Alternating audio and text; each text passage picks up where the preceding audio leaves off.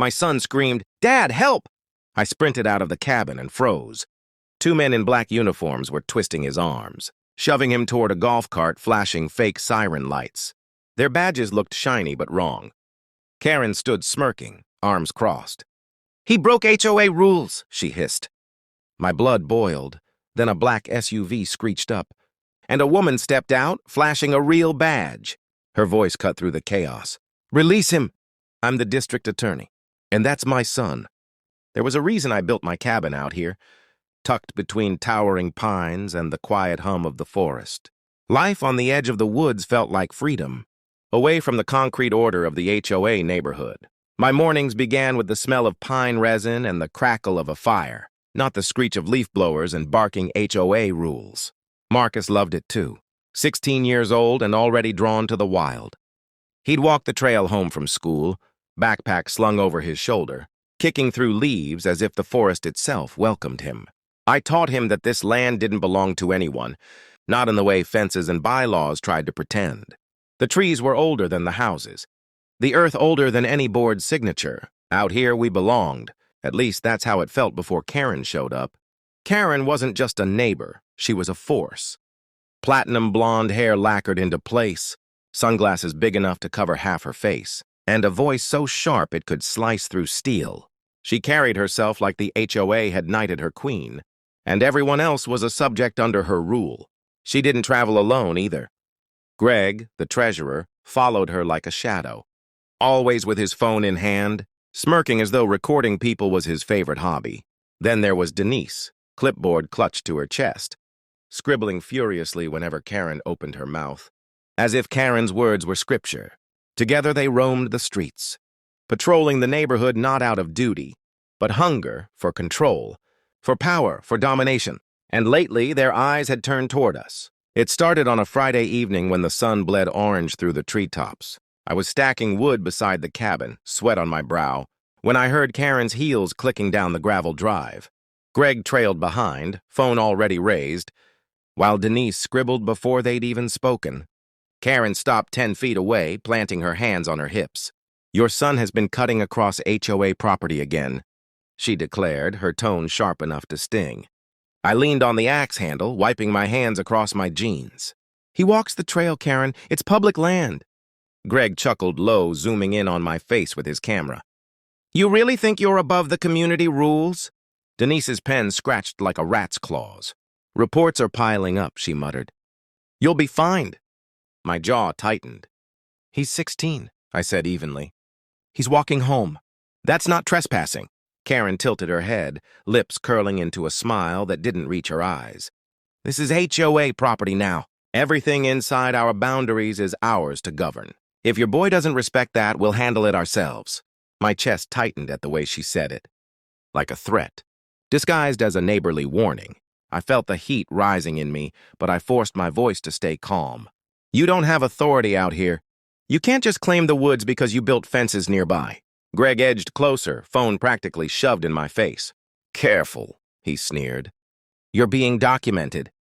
Denise tapped her pen against the clipboard, as though she were counting down to something. Karen's smile deepened.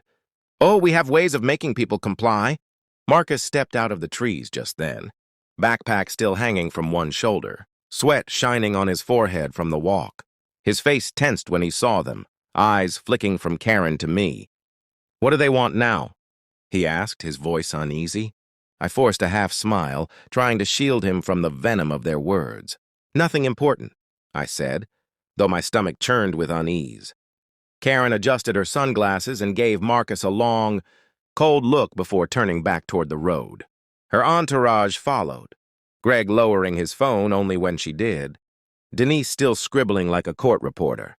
Their heels clicked against the gravel, fading into the distance, but their presence lingered in the air long after they were gone.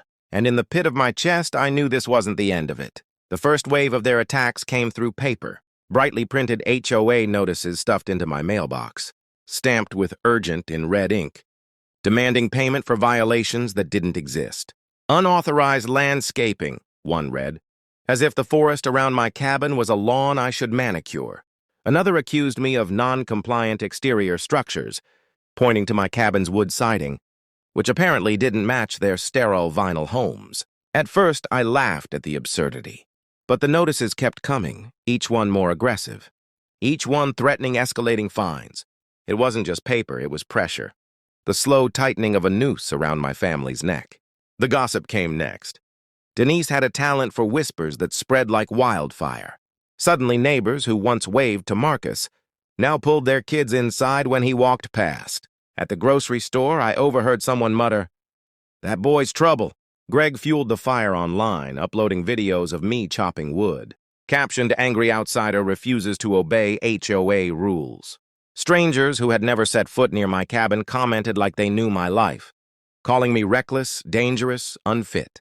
Marcus tried to brush it off, but I saw the change in him. The boy who once hummed on his walk home now kept his head low, his steps quick, as if every tree hid another pair of judging eyes. The harassment escalated to something more physical. One afternoon, I caught Greg parked at the edge of the tree line, camera pointed directly at my cabin. "What are you doing here?" I demanded, storming toward his car. He smirked without rolling the window down. "Documenting violations," he said simply. Denise popped out from the passenger seat, clipboard ready. "You'll be hearing from the board," she added. My fists curled at my sides. "You're trespassing," I shot back. Karen's voice floated from behind me like poison. "Funny that's what we say about your son." When I spun around, she stood there, arms crossed, sunglasses flashing the sunlight, her grin dripping with power. "You can't win this," she said softly, almost like a promise. The breaking point came on a Monday afternoon. I was inside trying to repair a leaky pipe when I heard shouting outside.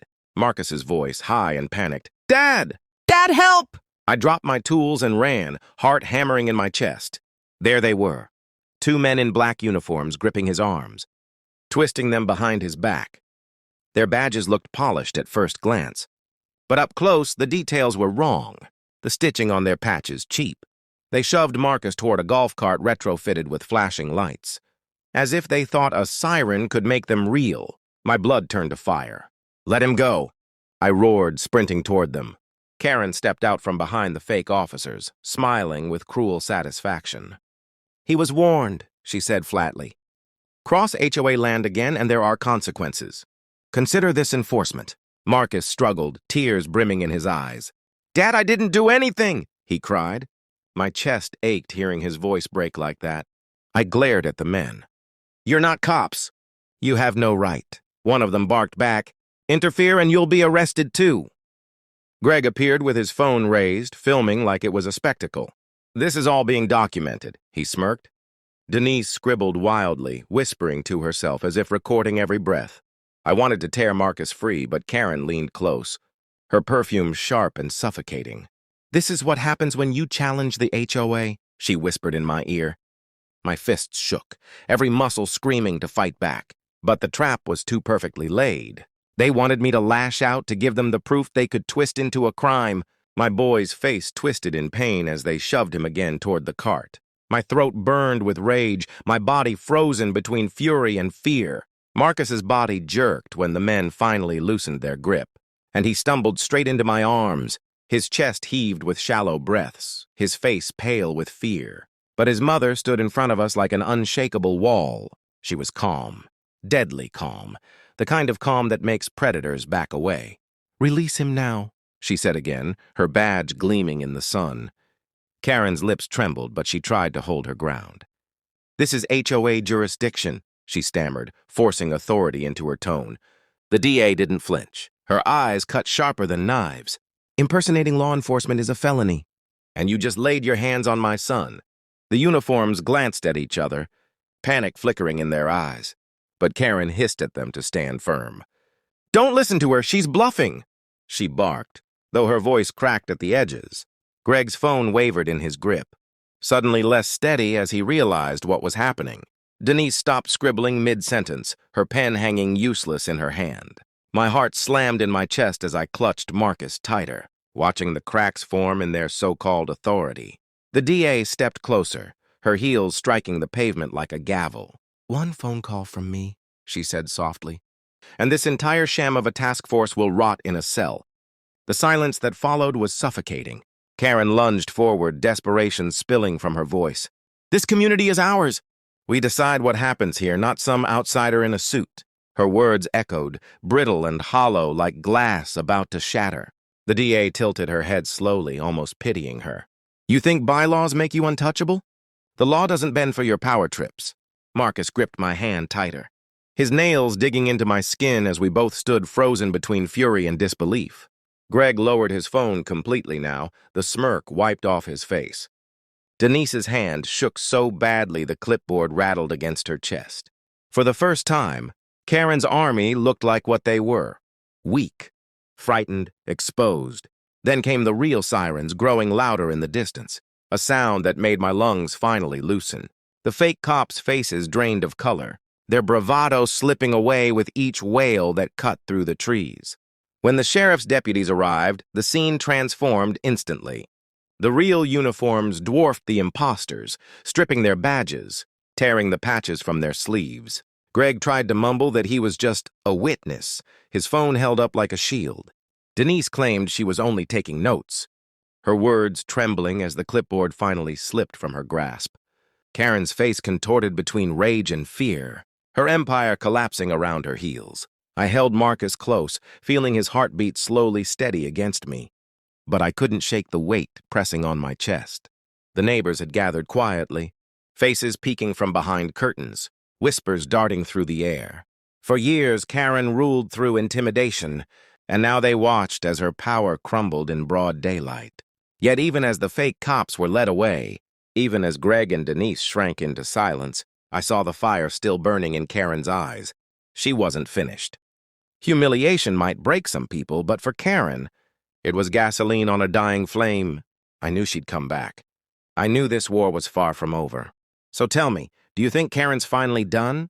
Or is she already plotting her next move? Have you ever seen an HOA try to act like they're above the law? And be honest, what would you have done if fake cops grabbed your kid? Drop your thoughts in the comments. Smash that like button if you love this showdown. And subscribe because trust me, there's more fire coming in the next chapter.